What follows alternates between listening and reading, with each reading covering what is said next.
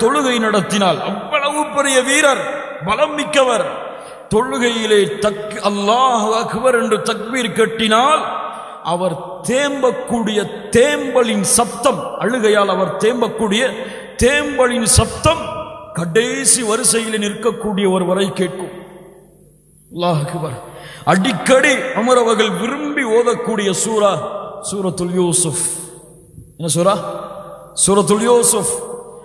ஓதிக்கொண்டே வருவார்கள்.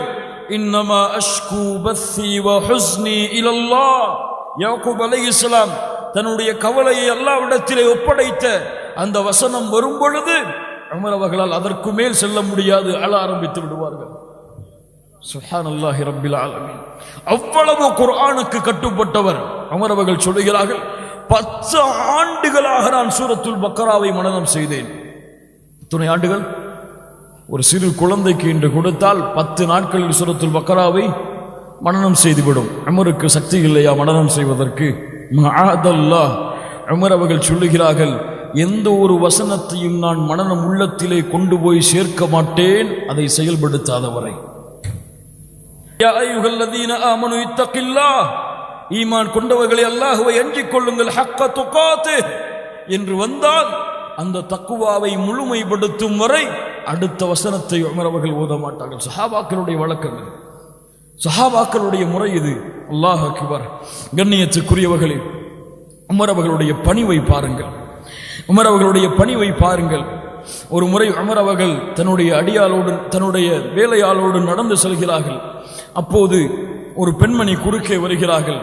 அமீருல் முஃமினீன் உமரா நீங்கள், அமீருல் முஃமினீன் உமரா நீங்கள், நீங்கள் சிறு வயதிலே இருக்கும் பொழுது உங்களை உமைர் என்று அழைத்தோம், நீங்கள் வயதை அடைந்த பிறகு உமர் என்று அழைத்தோம், இப்போது நீங்கள் அமீருல் முஃமினீன் என்று அழைக்கப்படுகிறாயே உமரே, ஃபத்தகில்லாஹ யா உமர்.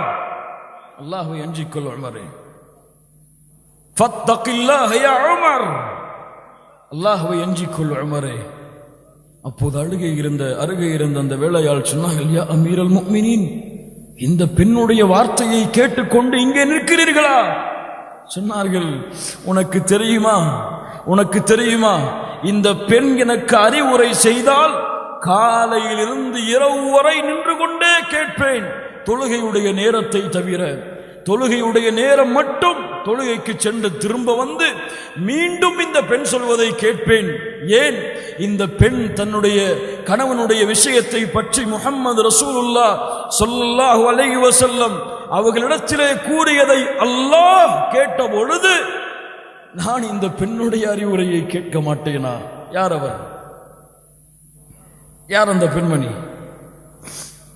قد سمع الله قول التي تجادلك في زوجها. சூரத்துல் முஜாதலா முதல் வசனம். ஹுவைலா பின்து ஸஅலபா. ஹுவைலா யார் இந்த பெண்மணி? எத்தனை பேருக்கு தெரியும் இந்த வரலாறு? قد سمع الله, அல்லாஹ் கேட்டான் தன்னுடைய கணவனை பற்றி முஹம்மது ரசூலிடத்தில் என்ன தர்க்கித்தார், என்னிடத்தில் என்ன முறையிட்டார் என்பதை அல்லாஹ் கேட்டான் என்று இந்த பெண்ணுடைய வார்த்தையை அல்லாஹ் செவிமடுத்ததாக கூறும் பொழுது இந்த பெண்ணுடைய வார்த்தையை கேட்டு நான் இங்கே நிற்க மாட்டேனா? உமர் அவர்களுடைய பணிவை பாருங்கள் கண்ணியத்துக்குரியவர்களே. ஒரு முறை மிக முக்கியமான வரலாறு, கொஞ்சம் செவிகளை இடத்திலே ஒப்படையுங்கள். பலஸ்தீனுக்கு உமர் அவர்கள் செல்கிறார்கள். எதற்கு? எதற்கு பலஸ்தீனுக்கு? பைத்துல் முகத்தஸ். பைத்துல் முகத்தஸ், யா அல்லாஹ் அதை முஸ்லிம்களுடைய கரத்திலே திருப்பி கொடு. பைத்துல் முகத்தஸ் உமர்களுடைய ஆட்சி காலத்திலே அபு உபைதாவுடைய படையின் மூலமாக வெற்றி கொள்ளப்படுகிறது. அபு உபைதா கடிதம் எழுதுகிறார்கள், வாருங்கள் உமரே, இந்த கிறிஸ்தவர்கள் நிபந்தனை இடுகிறார்கள், உமருடைய கரத்தில் தான் சாவியை ஒப்படைப்போம் என்று. ஏனென்றால் அவர்களுடைய வேதத்தில் அப்படி எழுதப்பட்டு இருக்கிறதாம். அல்லாஹ் அக்பர். உமர் அவர்கள் அப்படியா 2400 கிலோமீட்டர் பயணம் செய்து போக வேண்டும். உடனடியாக ஒரே ஒரு ஒட்டகத்தை மட்டும் எடுத்துக்கொண்டு, ஒரே ஒரு ஒட்டகம், தன்னுடைய வேலையாளை அழைத்துக் கொண்டு ஒரு ஹலீஃபா, ரோம் பாரசீகத்துடைய அரசர் பாலைவனத்தில் நடந்து செல்கிறார். குர்ஆனை ஓதி ஓதி மாறி மாறி ஓதியவர்களாக சொன்னார்கள், என் வேலையாலே நான் ஒரு சில தூரம் நான் வருவேன், ஒட்டகத்தின் மேலே இருந்து அதற்கு பிறகு நீ ஏறு, நான் அந்த ஒட்டகத்தை அழைத்து செல்கிறேன், அதற்கு பிறகு இருவரும் நடந்து செல்வோம், அதற்கு பிறகு சிறு தூரம் வந்ததற்கு பிறகு நீ ஏறு, நான் அழைத்து செல்கிறேன், அதற்கு பிறகு நீ கீழே இறங்கு, நான் மேலே உட்காருகிறேன் என்று நிபந்தனையிட்டு அந்த தோழரையும் அழைத்து செல்கிறார்கள் உமர் அவர்கள் பைத்துல் முகத்தஸுடைய சாவியை கைப்பற்றுவதற்காக. ஆனால் அந்த எல்லையை அடையும் பொழுது அந்த நாட்டை ஆட்சி செய்த ஆட்சியாளர்கள், அந்த மக்கள் யார் உமர் என்று பார்ப்பதற்காக அந்த எல்லையிலே வந்து மக்கள் எல்லாம் காத்து கொண்டிருக்கிறார்கள். ஆனால் என்ன நடக்கிறது தெரியுமா? அந்த எல்லையை அடையும் பொழுது அந்த ஒட்டகத்தின் மேலே சவாரி செய்யக்கூடிய அந்த நேரம் அவருடைய வேலையாளுடையது. உமர் அவருக்கு என்ன வேலை?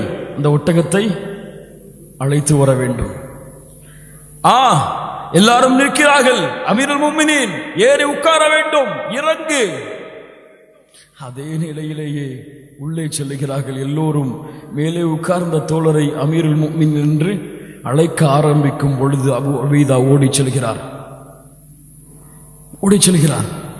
யா அமீருல் முஃமினீன், இந்த மக்கள் உங்களை எதிர்பார்த்து நின்று கொண்டிருக்கிறார்கள், நீங்கள் நடந்து வருகிறீர்கள், இவர்கள் மேலே இருக்கிறார்கள், மேலே ஏறுங்கள்.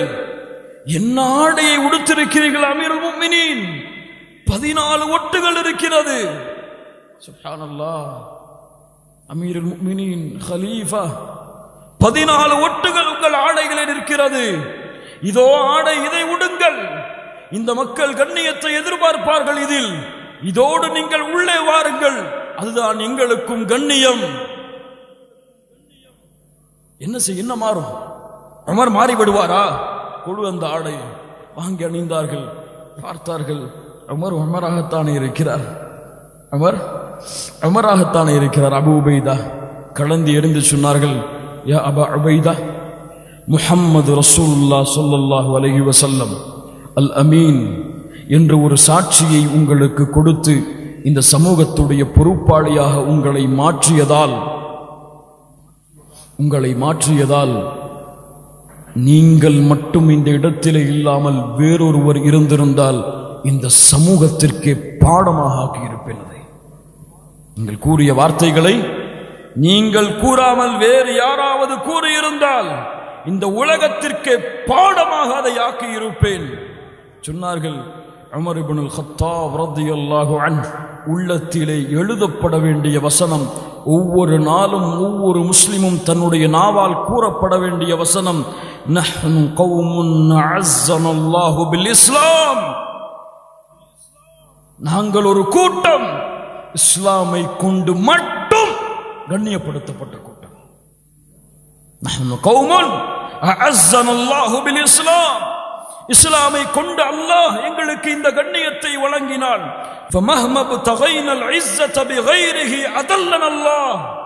யார் இந்த கண்ணியம் அல்லாமல், இஸ்லாம் அல்லாமல் வேறு எதையோ கொண்டு கண்ணியத்தை தேட நாடினால் அல்லாஹ் அவரை இழிவுபடுத்துவான். இஸ்லாம் எங்களுக்கு கண்ணியம். ஆடையில் கண்ணியம் என்கிறாயே அபு உபைதா, அரசவையோடு பதவியோடு வந்தால், ஒட்டகத்தின் மீது ஏறி பயணித்தால் கண்ணியம் என்கிறாயே அபு உபைதா, இது அல்ல கண்ணியம்.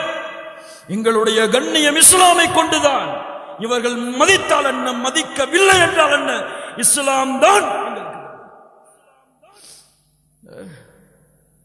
எங்க ஆபீஸ்ல மேனேஜருக்கு தாடி வைக்கிறது பிடிக்காது, அதனால எனக்கு தாடி வைக்க முடியாது.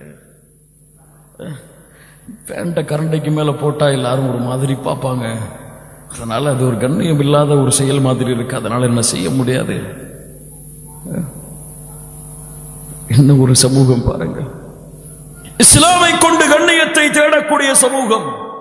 முஹம்மது ரசூலை நான் பின்பற்றுகிறேன் என்பதில் கண்ணியத்தை தேட வேண்டிய சமூகம். யூதர்கள் நஸ்ரானிகளுக்காக அல்லாஹ்வுடைய தூதருடைய வழிமுறையை அவர்களுடைய காலுக்கு கீழ் புதைத்தால் எப்படி இந்த சமூகம் வெற்றி பெறும்? எப்படி இந்த சமூகம் கண்ணியம் பெறும்?